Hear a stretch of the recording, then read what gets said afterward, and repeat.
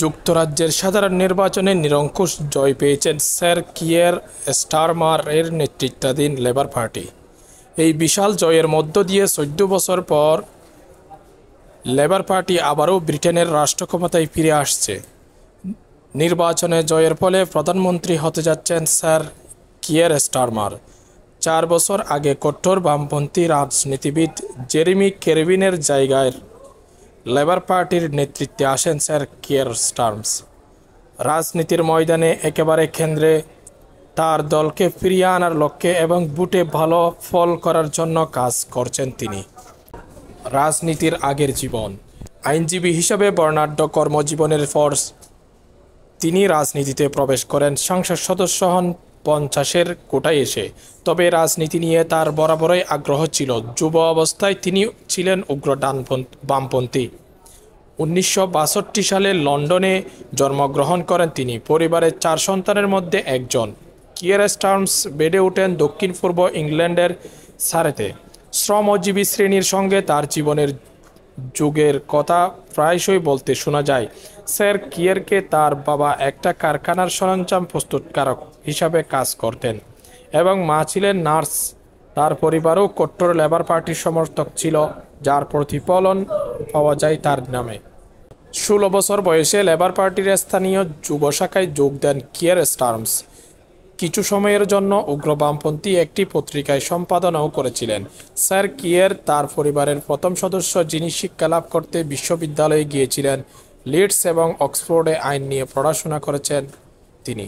Barrister হিসাবে মানবাধিকার নিয়ে কাজও করেছেন। সেই সময় ক্যারিবিয়ান এবং আফ্রিকার দেশগুলোতে মৃত্যুদণ্ড বিলুপ্তির জন্য তিনি কাজ করেন। 1990-এর দশকে একটা বিখ্যাত মামলায় তিনি 2জন ইকো অ্যাক্টিভিস্ট বা পরিবেশে আন্দোলনকারীর প্রতিনিধিত্ব করেছিলেন, যাদের বিরুদ্ধে ম্যাকডোনাল্ডস মামলা করেছিল। 2008 সালে স্যার কিয়ের পাবলিক প্রসিকিউশনের ডিরেক্টর এবং ক্রাউন প্রসিকিউশন সার্ভিসের প্রধান হিসাবে দায়িত্ব পালন করছেন। লেবার পার্টির নেতা। তিনি প্রথমবার সংসদে যান 2015 সালে। লন্ডনের হারবন এর সেন্ট ফ্রেন ক্রাউসের সাংসদ হিসাবে দায়িত্ব পালন করেছেন। 2019 সালের সাধারণ নির্বাচনের পর লেবার পার্টির নেতা হওয়ার সুযোগ পান স্যার কিয়ের। লেবার পার্টির জন্য সবচেয়ে খারাপ সময় ছিল এটা। 1935 সালের পর সবচেয়ে খারাপ পরিস্থিতিতে হেরেছিল ওই দল, যা জেরেমি করবিনকে পদত্যাগ করতে বাধ্য করে। এখন পরিস্থিতি কি? স্যার কিয়ের তার নেতৃত্বের প্রচারণার সময় যাই বলে থাকুন না কেন, লেবার পার্টিকে নির্বাচনে লড়ার উপযুক্ত করে তুলতে দলকে মধ্যপন্থার দিকে নিয়ে গেছেন তিনি। একাধিক প্রতিশ্রুতির ক্ষেত্রেও চিত্রটা বদলে গেছে। যুক্তরাজ্যের জনসাধারণের আর্থিক অবস্থার খারাপ অবস্থার কথা উল্লেখ করে কয়েকটা পরিকল্পনা বাদ দিয়ে তিনি অনেক ব্যয়বহুল নীতি ত্যাগ করেছেন। জাতীয়করণ। জল ও জ্বালানি কোম্পানিগুলোর জাতীয়করণের জন্য তার যে আগের প্রস্তাব ছিল তাও এখন বাদ দিয়েছেন। তবে তিনি গ্রেট ব্রিটিশ রেলওয়ে নামের একটি নতুন সংস্থার অধীনে 5 বছরের মধ্যে প্রায় সমস্ত যাত্রীবাহী রেল পরিষেবা সরকারি মালিকানায় ফিরিয়ে নেওয়ার প্রতিশ্রুতি দিয়েছেন। শিক্ষা। কলেজ শিক্ষার্থীদের টিউশন ফি বাতিলের আগের প্রতিশ্রুতি থেকে সরে এসেছেন তিনি। জানিয়েছেন এর ব্যয়ভার সরকার বহন করতে পারবে না। লেবার পার্টি ব্রিটেনের বেসরকারি স্কুলগুলোর ক্ষেত্রে ফির উপর মূল্য সংযোজন করে আরোপ করা শুরু করবে বলেও জানিয়েছেন তিনি। এটাও তার আগের প্রতিশ্রুতির তালিকায় ছিল। পরিবেশ।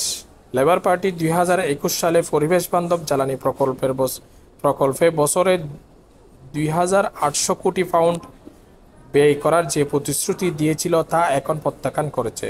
তবে দলটির অফশোর উইন্ড ফার্ম বা বায়োকারমার এবং বৈদ্যুতিক যানবাহনের জন্য ব্যাটারি কারখানা তৈরির মতো প্রতিশ্রুতিতে অটল থাকবে বলে জানান।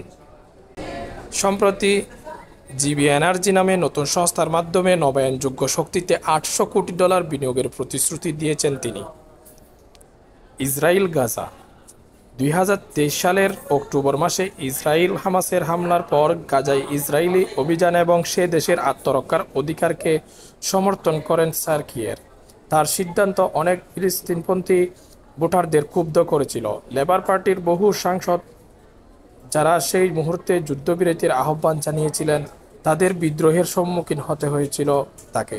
তবে সম্প্রতি তাকে অন্য কথা বলতে শোনা যায়। চলতি বছরের ফেব্রুয়ারি মাসে তিনি ডাক দেন যুদ্ধবিরতির, স্থায়ী যুদ্ধবিরতি এবং জোর দিয়ে বলেছিলেন এটা হওয়া উচিত। গত মার্চে ইউগভ এর এক জনমত জরিপে দেখা যায় যুক্তরাজ্যের 52% মানুষ মনে করেন ইসরায়েল গাজার বিষয়টা সঠিকভাবে পরিচালনা করছেন না স্যার কিয়ের। ইউরোপ 2019 সালে স্যার কিয়ের ব্রিটেনের ইউ ত্যাগ করা উচিত কিনা সে বিষয়ে দ্বিতীয় গণভোটের জন্য চাপ দিয়েছিলেন। তিনি এখন বলেছেন ব্রেক্সিট নিয়ে ফিরে যাওয়ার কোনো প্রশ্ন নেই। তবে খাদ্য, পরিবেশ ও শ্রমের মানের মতো বিষয়ে ইউর সঙ্গে নতুন সহযোগিতা চুক্তি নিয়ে আলোচনা করার কথা জানিয়েছেন তিনি।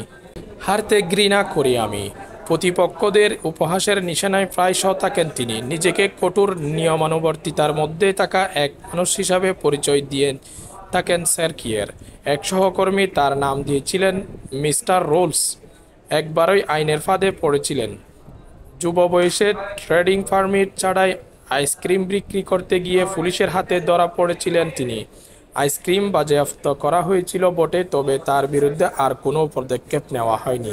সাক্ষাৎকারে তার ব্যক্তিগত বিষয়ে বিশেষ কিছু না বললেও নিজের প্রতিযোগিতামূলক দিকটার কথা স্বীকার করেছেন স্যার কিয়ার। যুক্তরাজ্যের গার্ডিয়ান পত্রিকাকে তিনি বলেন, আমি হারতে ঘৃণা করি। কেউ কেউ বলে থাকেন প্রতিযোগিতায় অংশগ্রহণ করাটাই গুরুত্বপূর্ণ।